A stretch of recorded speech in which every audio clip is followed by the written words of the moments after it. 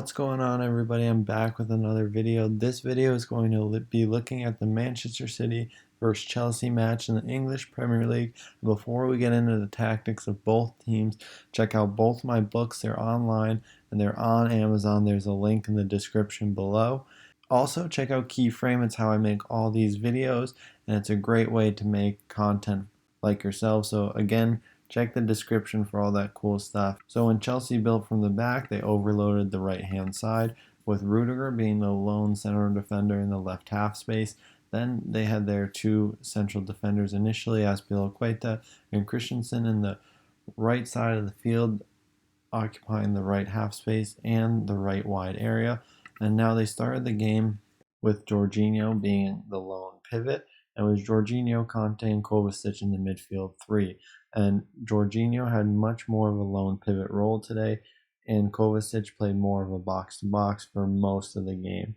Now City, they defended in a 4-2-3-1, which often changed to a 4-4-2, as they usually do. So we see De Bruyne playing as the number 10, Mahrez playing, Gabriel Jesus playing in at the right wing, and then in their pressing phase, we see Kyle Walker advancing as the fullback, looking to press the wingback of Chelsea. And then Phil Foden gets the role as the lone forward, playing mostly as a false nine. Chelsea building from the back again. We see Chelsea's build up predominantly focusing around the single pivot in the first half. And then after 65 minutes or so, when the subs enter the game, most importantly Kai Havertz, then Chelsea went with a 3-4-3, a double pivot, Kovacic occupying a deeper, more central role alongside Jorginho, and this allowed them to then have access in both half spaces in advanced areas. It also helped Manchester City progress the ball a lot against the Chelsea mid and low block, which we'll talk about in just a second.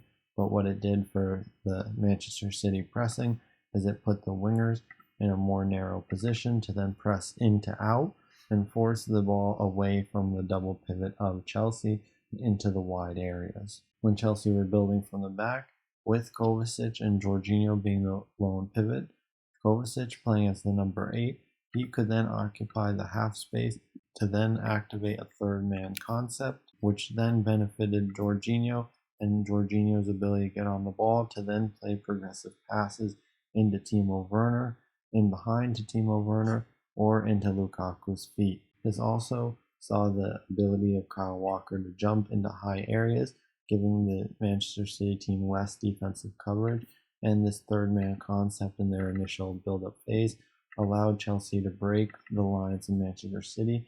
And although Manchester City dominated the ball and controlled the game from the majority of the match, when Chelsea were able to break the press and overextend Manchester City's line, they did have some chances throughout the match.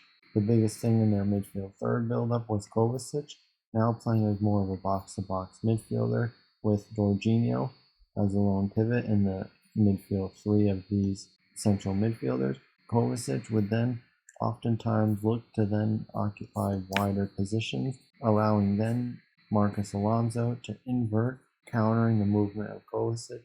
And while this was happening, we would see the progression of Rudiger from the last line into the midfield third, and this targeted the midfield of Manchester City, ideally trying to look at Bernardo Silva, target Bernardo Silva, progress past the two forwards, Phil Foden, to then draw out a midfielder and create space in behind, looking to target the 2 versus 2 Chelsea have acquired among the Manchester City central defenders. So now around the 60th minute mark, Chelsea maintained their asymmetric midfield 3 build-up with 3 central defenders as they usually do. But now with this asymmetric, Jorginho favoring the right half space and Kovacic playing more in a central role, giving now Marcos Alonso more time to receive the pass. And we see a very narrow defensive setup for Manchester City's 4-2-3-1, trying to force the ball to one side of the field and then bait them into playing into wide areas where they could then isolate possession and press the ball. Late in the game, when Ruben Loftus-Cheek came on to the field, the game changed again for Chelsea in their dynamic, as Ruben Loftus-Cheek is more of a box-to-box midfielder, and now with the two wingers, Kai Havertz being one of them, the new man entering, they had access in both half spaces, looking to then play with more box-to-box midfielders to drive the attack further forward and look for different solutions against Manchester City in their 4-2-3-1 and the 4-2-3-1 in their double pivot situations in the midfield, but both of the midfielders first in line with the Chelsea midfield three, occupying the advanced midfielders, but then as they shifted to more of a double pivot later in the game, the double pivot of Manchester City still occupied the advanced players of Chelsea very well. Now for Manchester City in build-up, when they used Everton, they went with a back three, but for most of the game moving forward, it was a two central defender build-up, but then Kyle Walker having the variability to change his height and width to then fluctuate Manchester City's structure between two central defenders and a three central defender build-up. Bernardo Silva played a little bit deeper role, moving from a higher position, dropping in to create a partnership alongside Rodri, which was oftentimes off-centered, and Chelsea looked to defend this with their 5-3-2, going with Lukaku and Timo Werner in a new partnership two-striker role. And now we see the two central defenders in the build-up, and when Manchester City looked to go with two central defenders and fullbacks with a double pivot, the main source of their progression is their numerical superiority, progressing through 3v1s, entering the midfield third.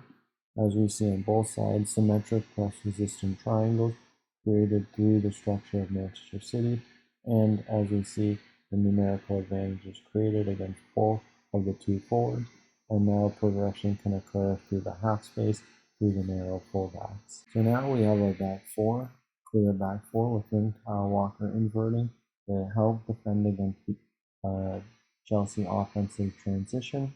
We have Rodri playing as a lone pivot, and now Bernardo Silva would then occupy a wider area, allowing Gabriel Jesus to come more centrally, and now ahead of Rodri is Kevin De Bruyne in the advanced right half space, playing more of a free role to then vary his position depending on the movement of Bernardo Silva and the other midfielders and attackers in Manchester City.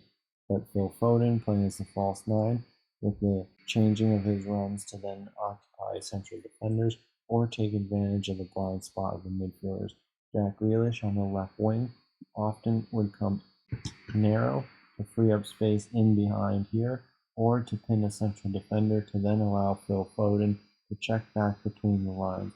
So this diamond in the midfield in advanced position looked to take advantage of the gaps and blind spots of Chelsea's 5-3-2 in their defensive phase.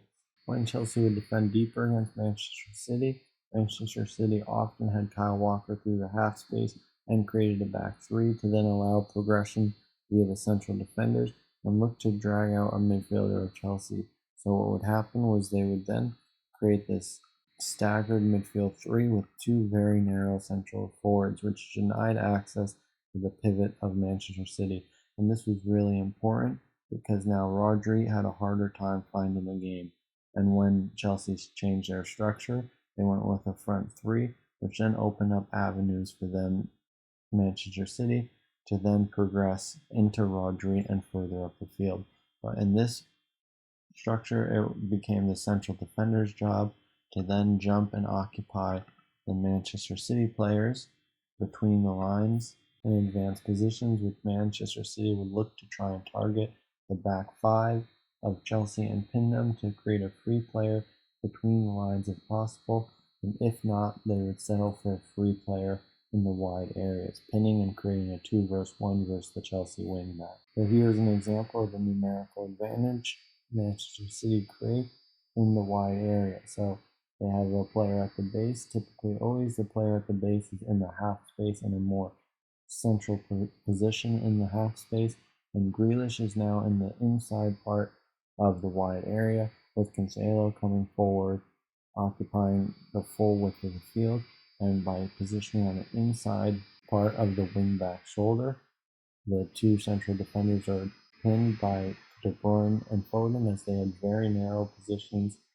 and positioned themselves centrally quite often throughout the match, which then resulted in pinning and allowed Manchester City to create 3v2s in wide area and potentially get in behind Chelsea. And now we can see again in the wide area with Manchester City creating a three-man wide structure, but now with the lack of pinning allows Chelsea to then shift over and prevent any progression from Manchester City with their back five and their overextended three-man midfield. Then their two forwards with Timo Werner and Lukaku would look for offensive transition to then create chances in their offensive transition phase. Rodri would maintain his pivot position, and now we see Phil Foden coming deeper, trying to take advantage of Grealish pinning, and now we start to see the diamond midfield structure Manchester City have been using throughout this season. And this is where we're going to end the analysis. Hope you guys enjoyed it, and I hope to see you guys in the next one.